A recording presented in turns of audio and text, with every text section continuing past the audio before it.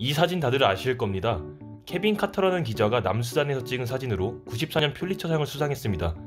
아프리카의 전쟁, 가난, 배고픔이 그들에게는 일상이라는 것을 사람들에게 일깨우며 큰 반향을 불러일으켰죠. 이 사진은 어떤가요? 이 사진을 보면 이런 생각이 듭니다. 자본주의 덕분에 인류는 전례 없는 부를 누리게 되었다. 그럼 이번엔 같이 보시죠. 2017년을 기준으로 부자 85명이 가진 부는 전 세계 인구의 35억 명이 부와 맞먹는다고 합니다. 우리들은 빈부격차, 빈익빈 부익부는 흔히들 알고 있습니다. 많은 자료들을 직간접적으로 접하고 배워왔기에 뭐냐 물어보면 당연히 어느 정도는 설명할 수도 있죠. 용어적으로는. 그럼 왜 이런 현상이 일어날까라는 건 어떻게 설명할까요? 진지하게 생각해 본 적 있나요? 자본주의를 구성요소로 설명하면 이렇습니다. 자본, 자본가, 노동자.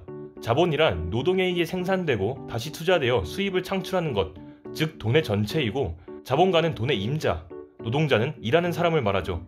자본가와 노동자는 이런 관계를 가지는데, 여기서 당연히 자본가는 노동자에게 가능한 한 최소의 임금을 지불하려 하고 차익, 잉여 생산물을 바탕으로 계속 자본을 굴려나갑니다. 이 자본의 스노우볼은 금융자본의 등장으로 더욱 심화됩니다. 기술 발전과 함께 꺼지지 않는 금융자본은 다른 자본들과는 다르게 시공간적 제약이 없습니다. 서울, 도쿄, 홍콩이 잠들면 파리, 뉴욕, 런던이 깨어납니다. 자본은 더 빠르게 굴러가죠. 여기까지 너무 당연한 이야기고 과거에도 예측 가능했던 시나리오였습니다.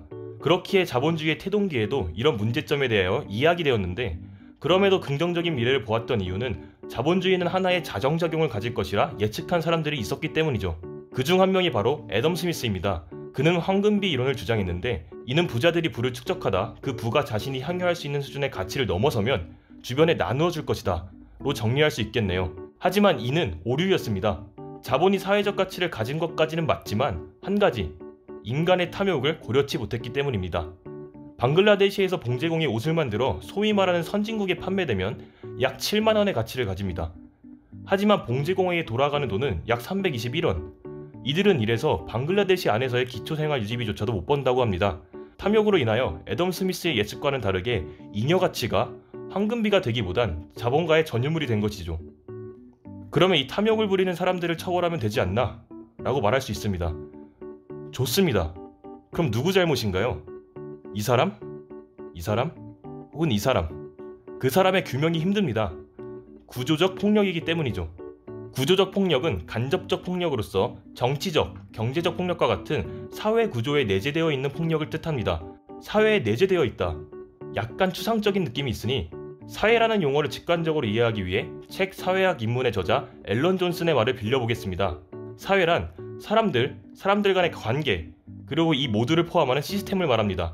사람들, 관계는 시스템을 구성하며 시스템은 속한 구성원들에게 행동 양식을 제공하죠. 즉 사회 차원에서의 문제는 사람, 관계, 시스템 전부에서 찾을 수 있다는 것입니다. 따라서 정리하면 구조적 폭력에서 가해자를 한 명으로 특정하기는 어렵습니다. 꼬리를 물게 되면 결국 우리에게도 책임이 오는 것으로 볼 수 있습니다. 우리는 소비사회를 살아가고 있기 때문입니다. 소비사회란 프랑스 사회학자 장 보드리아르에 의해 처음 언급된 개념으로, 소비는 소비 주체, 즉 자신을 정의합니다. 소비의 욕구는 물건 자체에 대한 욕구에서 더 나아가 사회와 자신의 차이에 대한 욕구가 되죠. 자본을 소유한 사람들은 계획적인 구식화를 통해 이런 소비사회를 유도하는데, 생각해보면 우리는 굉장히 잘 휘둘립니다. 특정 브랜드는 출시를 앞두고 줄을 서서 사기까지 하니까 말이죠.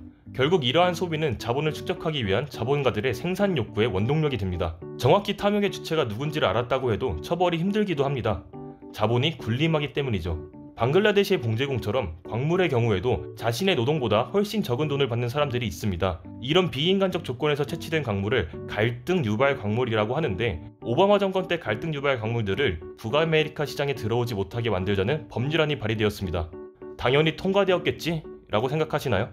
암을 유발한다고 알려진 글리포세이트 성분의 제초제는 유럽에서 100만 명의 서명을 받았음에도 불구하고 5년 사용이 연장되었습니다. 지금까지 극단에서의 빈부격차가 심화되는 사회 문제를 들여다보았습니다. 사실 이런 것들을 안다고 개인의 관점에서는 이를 해결할 방도가 없습니다. 앞서 언급했듯 사회는 사람들 간의 관계, 그리고 이 모두를 포함하는 시스템이기 때문이죠. 사회를 지구촌이라는 큰 개념으로 보았을 때 솔직히 말하면 정반대에 있는 나라의 사람들에 대한 가난의 책임이 나와는 직접적인 연관은 없습니다.